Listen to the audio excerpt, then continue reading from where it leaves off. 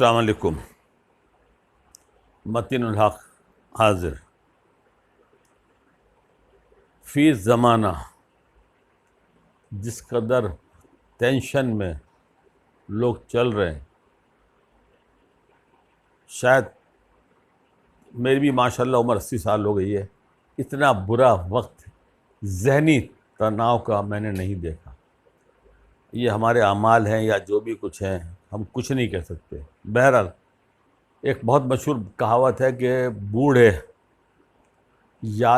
ماضی کی اچھی یادوں کے سہارے زندہ رہتے ہیں، اور حقیقت یہی ہے. ہم کو تکلیف ہوتی ہے، مسئلہ ہوتا ہے ہمارا پرانا وقت.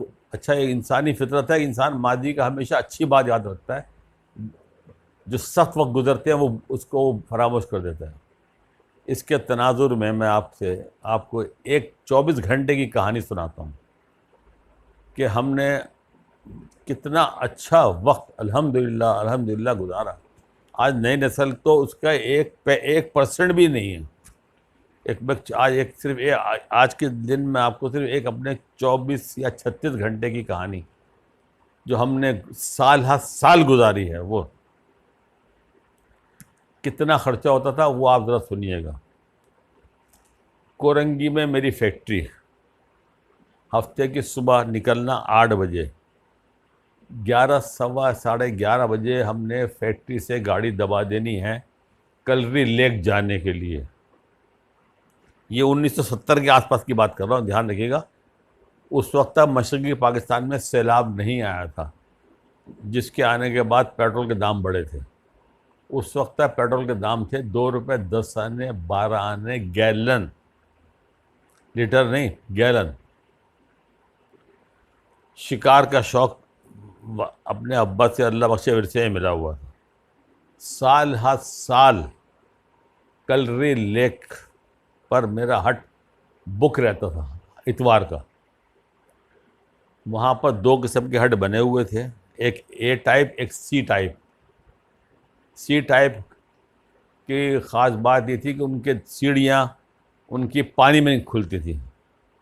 3 کمروں کے ہوتے تھے، 35 روپے 35 ان کا کرایہ ہوتا تھا. یہ سنیے گا، یہ اب ہم اسی یادوں کے سارے ہم زندہ ہیں. 4 یا 5 ہم لوگ ہوتے تھے، 4 تو ہوتے 5 تو تھے. گاڑی دبائی ہم نے 2:30 بجے ہم پہنچ جاتے تھے کلری لیک پہ ہٹ کے اوپر. وہاں پرانا ہمارا کوئی بندہ پرانا وہ باہر تیار بیٹھا ہوتا تھا، ہم پہنچتے اس کو 5 روپے دیتے تھے. 10 منٹ کے اندر وہ 3 چوزے لے آتا تھا، 5 روپے کے 3 ذبح کیے. 4:30 بجے تک کھا پی کے ہم فارغ. اب شام کو ہم رہو کے شکار کی کھیلنے کی ڈوریاں لگاتے تھے. مغرب تک 2-3 مچھلیاں 4 کلو 3 کلو اوسط وزن کی ہم پکڑ لیتے تھے. چونکہ مچھلی زبانیں بہت تھی دریا، جب جھیل میں مچھلی بہت تھی تو بے درے مارا گیا، اس کو خالی کر دی جھیل، ورنہ مچھلی بہت تھی اس زمانے. 12 آنے 14 آنے سیر رہو ملتا تھا.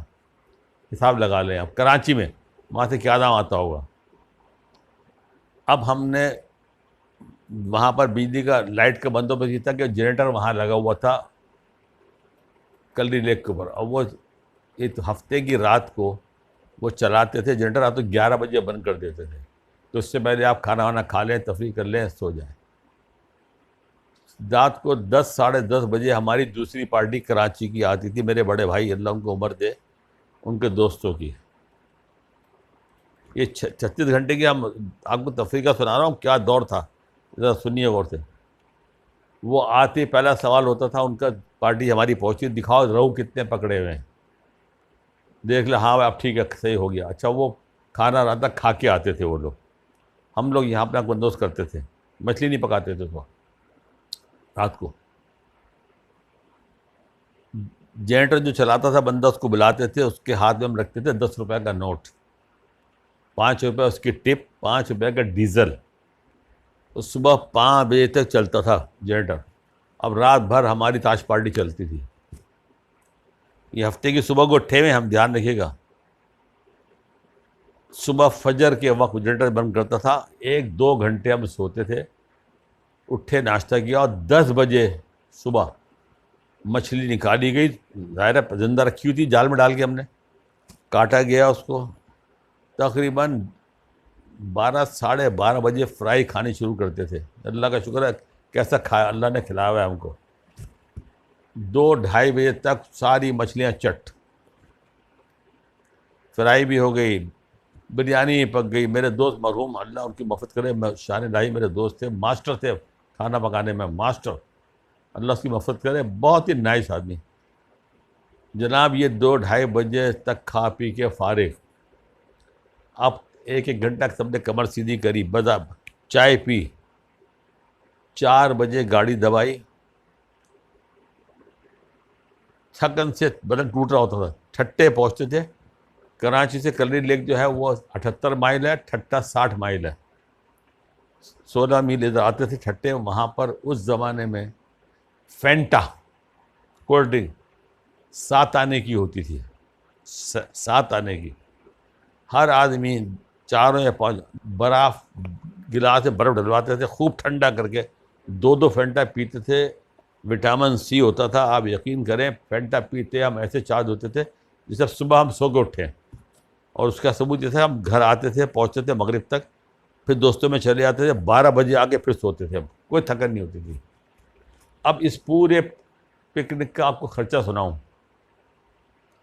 20 روپے کا پیٹرول آنے جانے میں خرچ ہوتا تھا، 35 روپے کا ہٹ، 5 روپے دیے ہم نے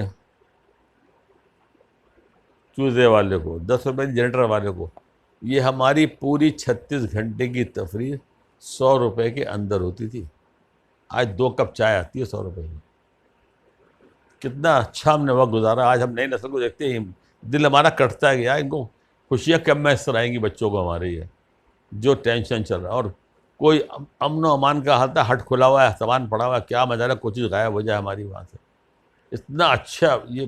اور تقریباً میرا اچھا میں چلتا تھا ہٹ اتوار کو، اگلے اتوار کے لیے 35 روپے جمع کرا کے آتا تھا میں۔